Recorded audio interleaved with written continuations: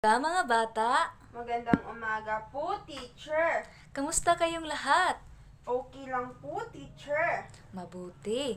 Ngayon mga bata ay magsitayo tayong lahat at sabay-sabay nating kantahin ang kantang Sanhi at Bunga. Ang kantang ito ay aawitin natin sa tono na Twinkle Twinkle Little Star. Handa na ba kayo mga bata? Handa na po, teacher. Sige, simulan na natin.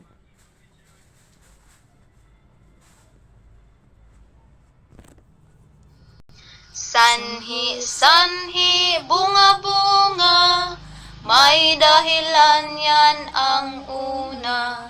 Kapag nangyari, bunga'y sumunod, ito'y aral, wag kalimutan. Sanhi, sanhi, bunga-bunga, may dahilan yan ang una. Kapag nangyari, bunga'y sumunod, ito'y aral, wag kalimutan.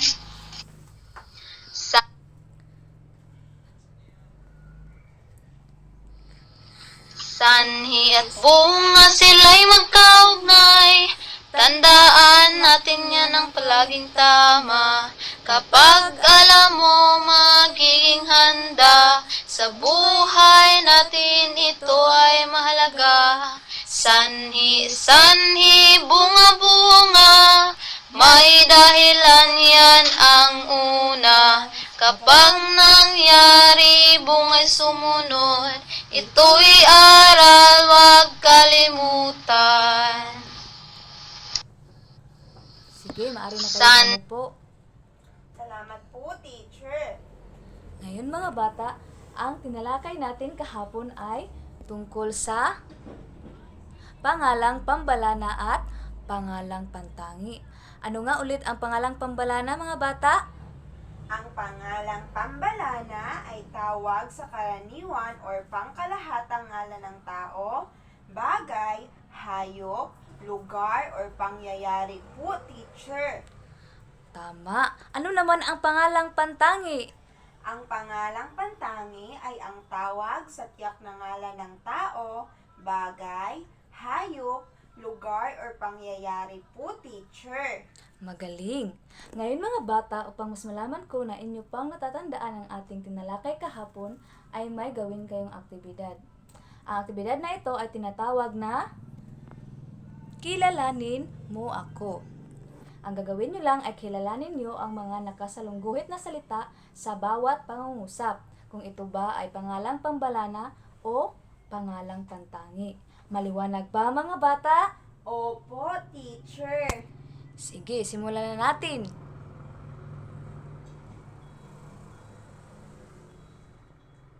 Una, basahin nyo nga ng sabay-sabay mga bata. Si Muning ay ang aking alagang pusa. So ano ang nakasalungguhit na salita? Muning po, teacher. Sa tingin nyo, ito ba ay pangalang pambalana o pangalang pantangi? Pangalang pantangi po, teacher. Sige, tingnan natin kung tama ang iyong sagot. Tama. Ang nakasalungguhit na salita na si Muning ay pangalang pantangi. Pangalawa, Ang kalabaw ang ating pambansang hayop. ano ang nakasalungguhit na salita? Kalabaw po, teacher. Sa tingin nyo, ito ba ay pangalang pambalana o pangalang pantangi? Pangalang pambalana po, teacher. Sige, tingnan natin kung tama ba ang iyong sagot. Tama. Ang nakasalungguhit na salita ay pangalang pambalana. Pangatlo, basahin nyo lang sabay-sabay. Ang mga mag-aaral ngayon ay magkakaroon ng online distance learning. So, ang nakasalungguhit na salita ay mag-aaral. Ano ito? Pangalang pambalana o pangalang pantangi? Pangalang pambalana po, teacher. Sige, tingnan natin kung tama ba ang iyong sagot. Tama. Ito ay pangalang pambalana. Pang-apat, Ang Department of Health ay nagbigay ng mga gabay o alituntunin upang makaiwas sa lumalaganap na sakit. ano ang nakasalungguhit na salita? Department of Health po, teacher. Sa tingin niyo ano kaya ito? Pangalang pambalana o pangalang pantangi? Pangalang pantangi po, teacher. Sige, tingnan natin kung tama ba ang iyong sagot. Tama. Ito ay pangalang pantangi. Panglima. Nagsusuot ako ng face mask tuwing lalabas ng bahay. So, ang nakasalungguyan na salita ay face mask. Ito ba'y pangalang pambalana o pangalang pantangi? Pangalang pambalana po, teacher. Sige, tingnan natin kung tama ba ang iyong sagot. Tama. Ito ay pangalang pambalana. Magaling mga bata. Labis kong ikinagagalak na inyo pang natatandaan ang ating tinalakay kahapon. Ngayon mga bata ay hatiin ko ang klase sa 4 na pangkat. Nais ko na tingnan ninyo ang inyong mga ilalim ng inyong upuan at tingnan ang mga kulay na nakadikit. Ang makakuha ng kulay asul ang siyang unang pangkat. Ang makakuha naman ng kulay dilaw ang siyang pangalawang pangkat. Ang makakuha naman ng kulay pula ang siyang pangatlong pangkat. At ang makakuha naman ng kulay bughaw ang siyang pang-4 na pangkat. Pero bago ang lahat, makinig muna kayo ng mabuti at ipapaliwanag ko sa inyo kung ano ang dapat niyong gawin sa aktibidad na ito. Ang aktibidad na ito ay pinamagatang sa Wikapix. Una ay may ipapakita ako sa inyong mga tambal na larawan na may kasamang pangungusap. At ang gagawin nyo lang ay huhulaan ninyo kung anong sawikain ang ipinahihiwatig ng bawat larawan. At ang bawat grupo ay bibigyan ko ng tig-isang stick at itaas nyo ito kung gusto nyong sumagot. At kung sino man ang makapagtaas ng una ay siyang sasagot. At kung tama ang inyong sagot, ay bibigyan ko kayo ng puntos dito sa ating scoring board. Naintindihan ba mga bata? Opo, teacher. Sige, simulan na natin. Sa unang larawan, basahin nyo nga ang pangungusap. Si Ruel ay masipag na mag-aaral. Kaya naman siya ay nakakuha ng malaking marka. Sa tingin nyo, ano kaya ito? Kung may Sige. tiyaga, may nilaga. Sige, tingnan natin kung tama ba ang sagot ng Group 1. Tama. Ang ipinahihiwatig na sawikain ng larawang ito ay kung may tiyaga, may nilaga. Dahil tama ang sagot ng Group 1, ibibigyan natin sila ng puntos. Okay. Kalawang larawan. Ang batang si Ana ay nag-iipon ng pera sa kanyang alkansya. Kaya naman, sa panahon na nagigipit siya, ay mayroon siyang pirang mapagkukunan. Sa tingin nyo, ano kaya ang sawikain na ipinahiwatig? Teacher! Sige nga, Group 2. Ano yung sagot? Kung may isinuksok, may madudukot. Sige nga, tingnan natin kung tama ba ang sagot ng Group 2. Tama. Ang ipinahihiwatig na sawikain ng larawang ito ay kung may isinuksok, may madudukot. Okay, dahil tama ang sagot ng Group 2, bibigyan natin sila ng puntos.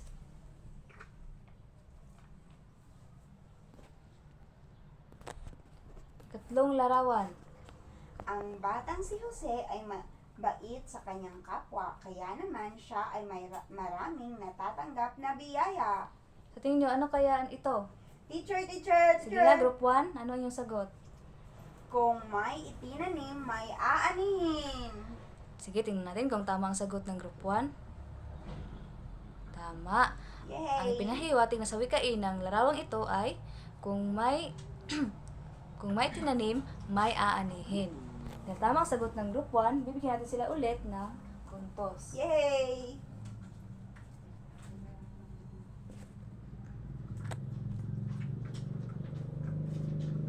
Ika-4 na larawan. Si Rochil ay nagmamadaling pumunta sa paaralan.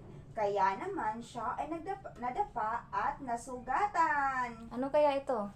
Teacher, teacher! Sige nga, Group 3. Ang tumatakbo ng matulin pag masusugat ay malalim. Sige nga, tingnan natin kung tama ang sagot ng Group 3. Tama.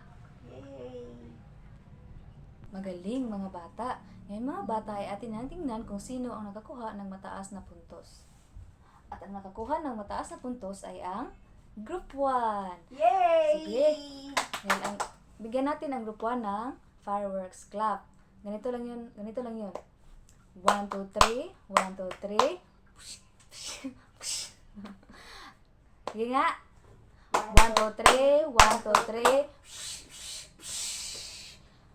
Mga bata ay basahin na natin ang ating mga nabuo na sawikain.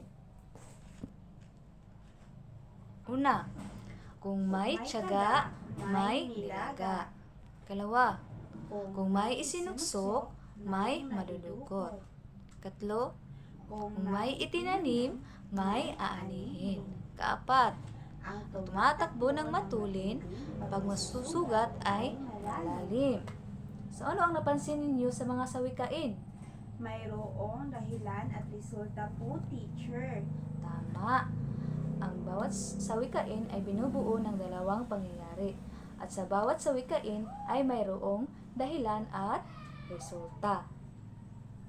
Ngayon mga bata, batay sa aktibidad na ating ginawa kanina, sa inyong palagay, ano ang ating tatalakayin ngayong araw? Tungkol sa dahilan at resulta, teacher.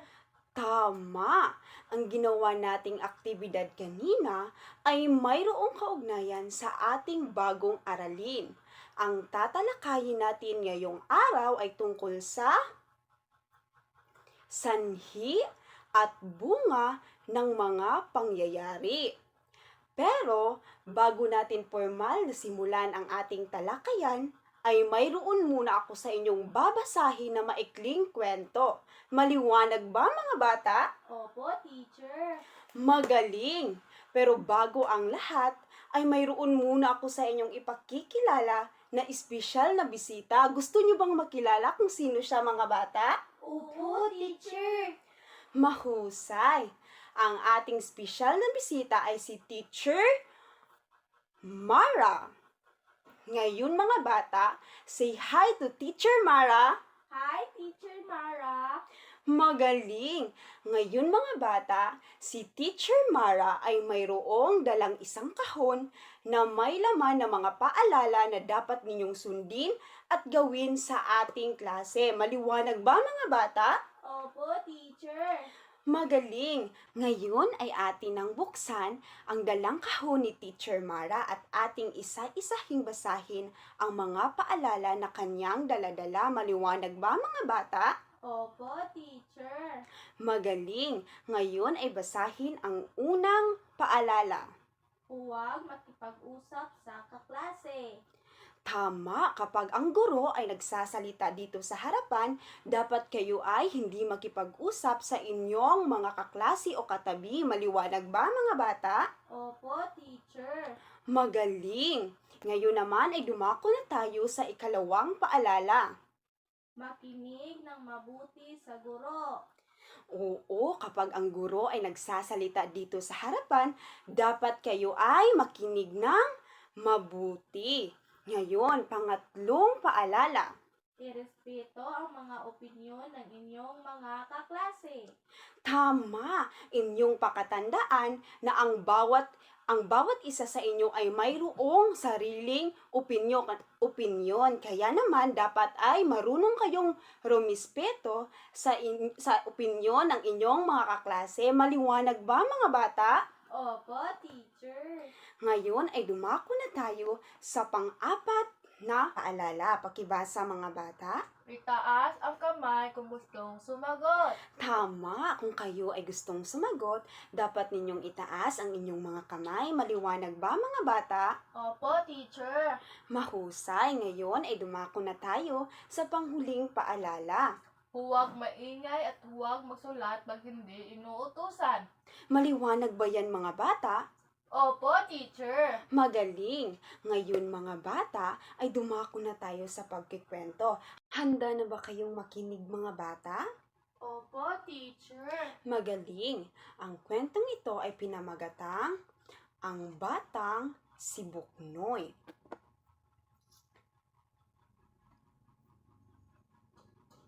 Isang araw, mayroong bata na ang pangalan ay si Buknoy. Gusto niyang mamasyal sa labas, ngunit ayon sa ulat ng balita, magkakaroon ng malakas na pag-ulan dulot ng hanging habagat. Kaya pinayuhan siya ng kanyang ate na hindi pwedeng lumabas, ngunit pinagpilitan niya ang kanyang kagustuhan. Kaya naman pinayuhan na lang siya ng kanyang ate na magdala ng payong kapag siya ay lumabas dahil nagbabadya ang ulan dahil sa makulimlim na panahon. Ngunit dahil sa pagmamadali ni Buknoy, ay hindi niya inintindi ang bilin ng kanyang ate at dali-dali siyang nagtungo palabas. Habang naglalakad si Buknoy, mga ilang metro na ang nilakad mula sa kanilang bahay ay biglang bumuhos ang malakas na ulan at nabasa siya dahil sa wala siyang dalang payong na panangga sa ulan. Kaya dali-dali siyang tumakbo at tumanap ng masisilungan. Sa huli, matapos ang araw, umuwi si Buknoy na matamlay dahil siya ay nilagnat. Kaya naman, sinabihan siya ng kanyang ate na dapat ay nakinig siya na huwag lumabas o magdala ng payong kung gusto niya talagang lumabas para mayroon siyang panangga kapag umulan. Kaya napaisip si Buknoy na kung nakinig sana siya sa payo ng kanyang ate ay hindi sana siya magkakasakit. Napagtanto ni Buknoy na dapat ay palaging makinig sa payo ng mga nakakatanda sapagkat alam nila kung ano ang nakakabuti. Kaya simula noon, si Buknoy ay palagi nang nakikinig sa payo ng nakakatanda sa kanya. Ngayon mga bata, batay sa kwento na inyong napakinggan, sino-sino ang mga tauhan sa kwento? Si Buknoy at ang kanyang ate teacher. Tama, ang tauhan sa kwento ay si Buknoy at ang kanyang ate. Ngayon, bakit nilagnat si Buknoy? Dahil hindi siya nakinig sa kanyang ate na magdala ng payong pag siya ay lalabas, teacher. Tama, si Buknoy ay nilagnat sapagkat hindi siya nakinig sa kanyang ate. Ngayon, ano naman ang resulta sa hindi pakikinig ni Buknoy sa kanyang ate? Siya ay nabasa ng ulan at nagkasakit po, teacher. Tama, si Buknoy ay nabasa ng ulan at nagkasakit. Mga bata, ating pakatandaan na sa bawat gagawin o desisyon natin ay mayroon itong kaakibat na sanhi at bunga. Ngayon mga bata, ano ang sanhi? Ito ay dahilan, teacher. Tama! Ang sanhi ay ang tawag sa dahilan kung bakit nangyari ang isang pangyayari. Ito ay pinapangunahan ng mga pangatnig na kasi, dahil at sapagkat. Ang halimbawa ng sanhi ay si Buknoy ay nagkasakit dahil hindi siya nakinig sa kanyang ate. Ang sanhi dito ay dahil hindi siya nakinig sa kanyang ate. Kaya naman siya ay nagkasakit. Maliwanag ba mga bata? Opo, teacher. Magaling! Ngayon mga bata, sino sa inyo ang makapagbibigay ng halimbawa ng sanhi? Ako po, teacher. Okay, Rinalu. Laging nahuhuli sa klase si Mira dahil matagal siyang gumising sa umaga. Tama! Ngayon mga bata, ano ang bunga? Ito po ay resulta, teacher. Magaling! Ang bunga ay ang tawag naman sa resulta ng mga pangyayari ay bunga. Ang bunga ay resulta, epekto o kinalabasan dulot ng pangyayari.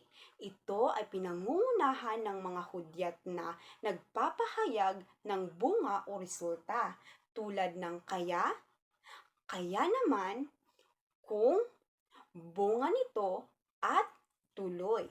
Ang halimbawa ng bunga ay si Buknoy ay hindi nakinig sa payo ng kanyang ate na magdala ng payong kapag siya ay lumabas. Kaya siya ay nagkasakit. Ang bunga nito ay kaya siya ay nagkasakit. Maliwanag ba mga bata? Opo, teacher. Ngayon ay sino naman ang makapagbibigay ng halimbawa ng bunga? Ako po, teacher. Okay, Ruchil. Kumain ng matamis si Raymond kaya naman nasira ang kanyang ngipin. Magaling! Ngayon mga bata, ito ang alin sa mga halimbawa ng sanhi at bunga. Una ay, pakibasa mga bata. Kaya madaling matuyo ang mga damit dahil mainit ang sikat ng araw. Okay, ang bunga nito ay kaya madaling natuyo ang mga damit at ang sanhi naman ay dahil mainit ang sikat ng araw. Maliwanag ba mga bata? Opo, teacher. Magaling! Pangalawa. Kaya lumubog sa baha ang bayan kasi malakas ang buhos ng ulan. Tama! Ang bunga nito ay kaya lumubog sa baha ang bayan. At ang sanhi naman ay kasi malakas ang buhos ng ulan. At ang panghuli, pakibasa. Dahil tamad at palaging natutulog sa klase ang bata, kaya naman siya ay bumagsak sa kanyang exam. Okay, ang sanhi dito ay dahil tamad at palaging natutulog ang bata sa klase. Kaya ang bunga naman ay siya ay nabagsak sa kanyang exam. Maliwanag ba mga bata? Opo, teacher. Magaling, naiintindihan niyo na ba kung ano ang sanhi at bunga ng mga pangyayari? Opo, teacher. Mahusay, ngayon ay bigyan ninyo ng 5 bagsak ang inyong sarili. Ano nga ulit ang sanhi? Ang sanhi ay resulta, pinagmulan o dahilan ng pangyayaring naganap po, teacher. Tama. Ngayon naman, ay paano natin malalaman na ito ay isang sanhi ng pangyayari? Ito ay pinangungunahan ng mga pangatnig na kasi, dahil at sapagkat. Mahusay. Ano naman ang bunga? Ang bunga ay kinalabasan o epekto ng pangyayaring naganap po, teacher. Magaling mga bata. Tama. Paano natin malalaman na ito ay isang bunga ng pangyayari?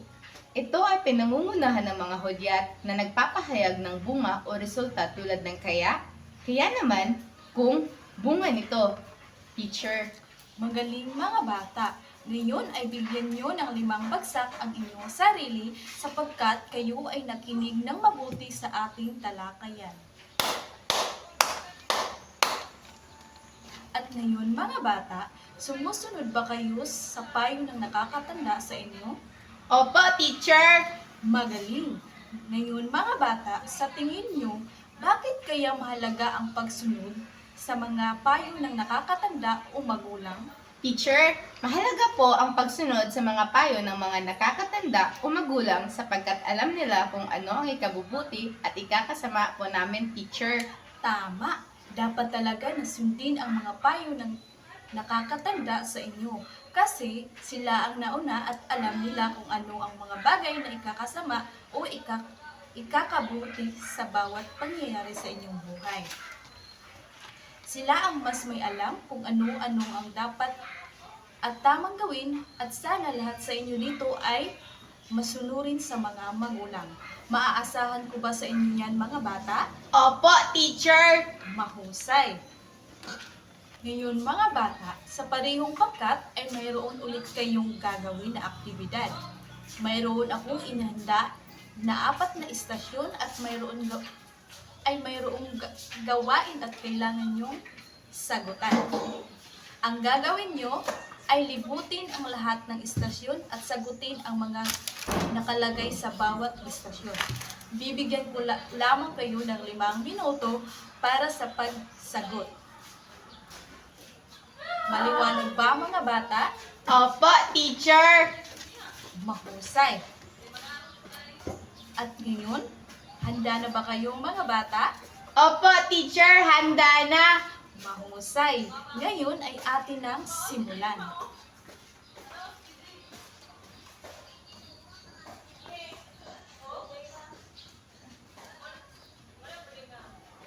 Ang unang istasyon ay ang inyong gagawin ay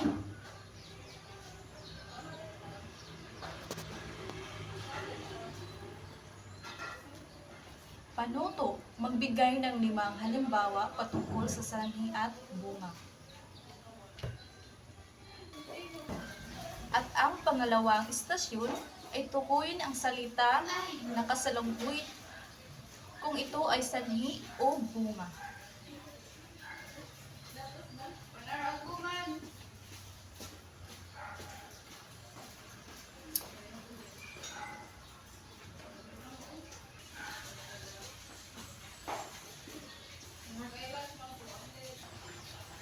At ang pangatlong istasyon ay tukuyin ang mga larawan at pagtambalin ang mga kulong sa kulong A, sanhi sa tamang mga katumbang item sa kulong B o bunga.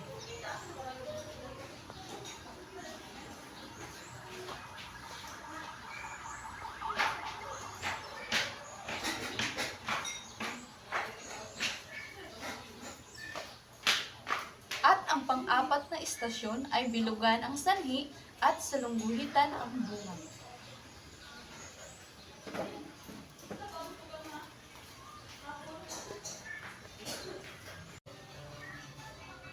At ngayon, tingnan na natin ang inyong mga sagot. Unahin natin ang unang sagot ng unang istasyon.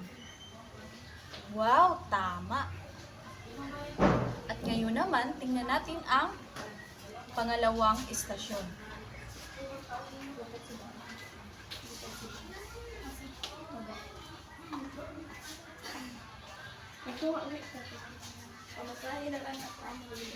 Wow, tama!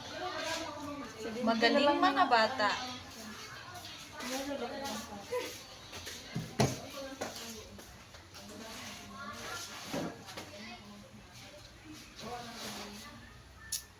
Nagtapo ng balat ng saging sa daan. Ang tamang sagot ay may nadulas sa balat ng saging. Wow, tama.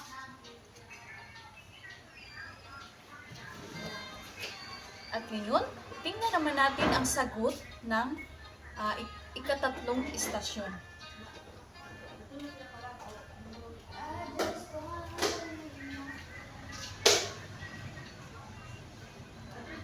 Tukuyin ang salitang nakasalungguhit kung ito ay sanhi o bunga. Wow, tama rin ang inyong sagot. At ngayon naman, tingnan natin ang pang-apat na istasyon.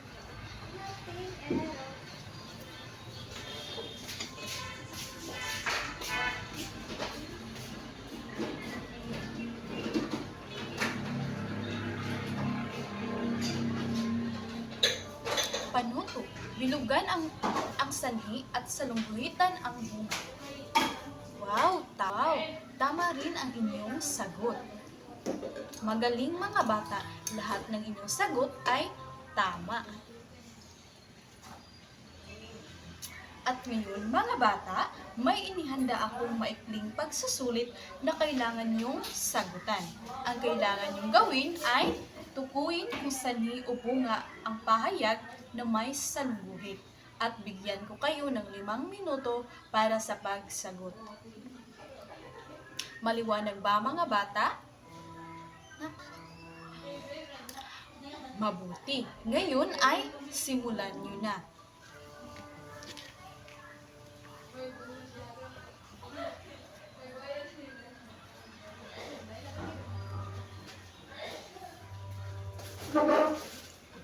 Ngayon mga bata, ay maaari nyo nang ipasa ang inyong papel. At tingnan na natin ang inyong mga sagot.